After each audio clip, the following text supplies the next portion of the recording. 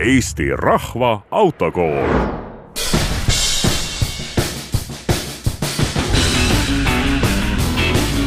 Üritame siis erinevaid sõiduvõtteid selgitamaks läbi mõistete auto alajuhitavus ja ülejuhitavus.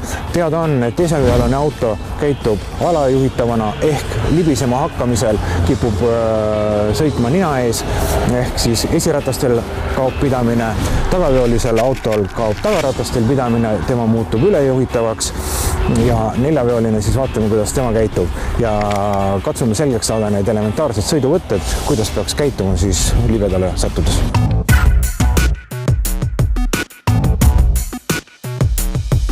Teeme siis sõiduproovi neljaveolise autoga. Kõigepealt kohalt võtt. Kui meil on libedad teeolud, siis kindlasti kohalt võtmisel tuleb jälgida seda, et oleks tagatud maksimaalne rehvide haare ehk ei ole mõtet tarbeltult ratast ringi lasta käia. Et ikkagi tunnetada seda pidamise kohta, kus rehvil on maksimaalne pidamine, see tagab auto parima kiirendusvõimaluse. Sõidu mõte on ikkagi sama, mis ka esiveolisel ja tagaveolisel. Kurvis liigume või raadiusel liigume, et meil oleks ühtlane vedu.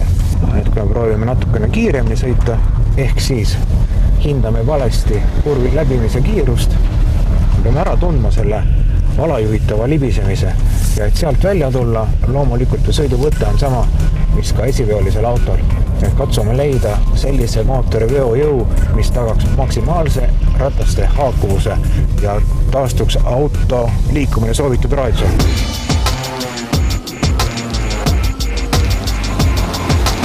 Praegu meil on tegemist automaatkastiga autoga, siin ei ole võimalik sidurit lahutada, ehk siis auto tagasi toomiseks soovitud raadiusele me saame ainult muuta veojõudu ja rataste pöördenurka.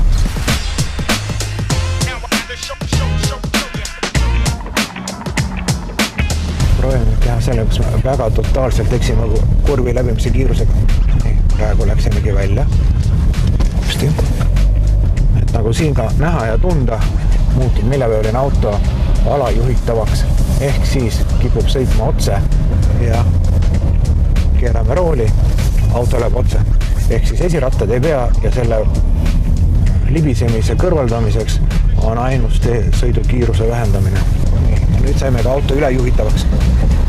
Kui tekib ülejuhitavus, jälle sõiduvõte on sama nagu tagaveolisel autol, ehk siis keerame rooli libisemise suunas. Aga loomulikult on neljaveolise eelis see, et rasketes oludes tema läbivusvõime on parem ja siit johtuvalt on ka tema sõidukiirus kipub olema suurem, ehk siis libedale sattumisel tuleb olla tähelepanelikum. Ja siin läheb auto ülejuhitavaks.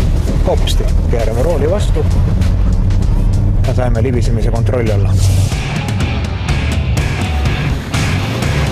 Kui olete hinnanud sõidukiirust valesti, siis tekib libisemine ja auto muutub juhitamatuks. Selleks, et auto liikumine kontrolli alla saada, tuleb taastada rataste haarduvus teega. Seejärel muutub auto taas juhitavaks ja taastub sõidusuund. Manuaalkäigukasti korral on võimalus lahutada ka sidur, mis aitab taastada rataste haarduvuse teega. Kui pidamine on taastatud, siis lisage sujuvalt gaasi. Üldine reegel on, et kui auto saba läheb libisema, siis tuleb keerata rooli vastu ehk libisemise suunas. Tänapäeva autode veoskeemid ja elektroonika on väga erinevad ja seetõttu ei ole võimalik libedale sattudes universaalseid tegutsemisreegleid paika panna. Aga üks on kindel. Autol peavad olema korralikud talverehvid. Iga juht peaks oma auto libedal käitumist hästi tundma õppima.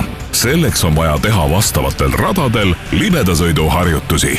Neljaveolise autona oli täna meil kasutada Opel Insignia mudel. Mõistagi lülitasime välja veojõu stabiilsuskontrolli, et oleks õppeprotsess ülevaatlikum. Ja loomulikult olid autol all ka korralikud talverehvid.